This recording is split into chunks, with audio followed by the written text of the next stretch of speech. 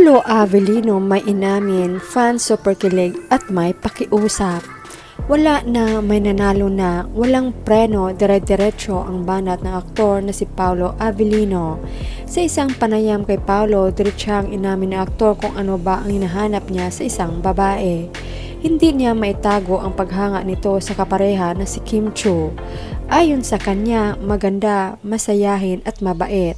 Dagdag pa ng aktor, sino na naman ang hindi mafafall. After a decade nga, natupad ni Paolo ang pangarap na makatrabaho ang isang Chinita princess at ang unang serye na pinagtambalan nila ay ang Linlang. At nasundan pa ito ng ilang projects kabilang ang first ever movie nila na My Love Will Make You Disappear na naging box office.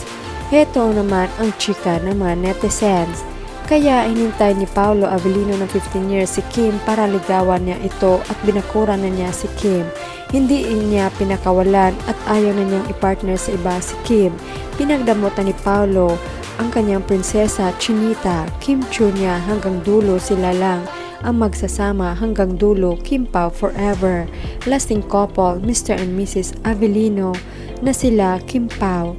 Totoo ba ang sinabi mo, Pao? Kung kaya wag mong sayangin ang lahat na nagkatangian ni Kim na bihira mong makita sa ibang mga babae. Please put the Lord the center in your relationship until when you're in a family.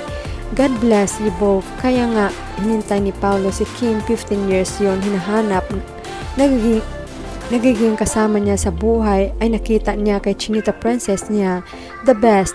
God be with you both. Nag-iisang Chinita princess ng Cebu, Kim Chiu, palaging maganda forever.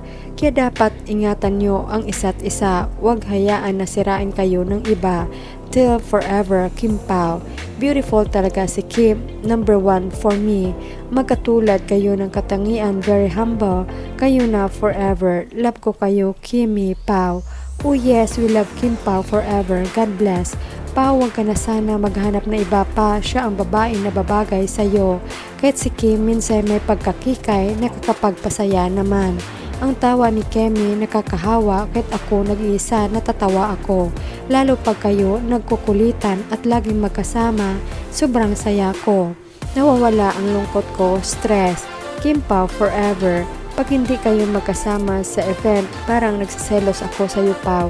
Lalo pag may kaharutan kang babae, dahil ko pa si Kemi. Pag si Kim naman ang sa ex niya, parang naalala kita. Kaya dapat magkasama kayo palagi.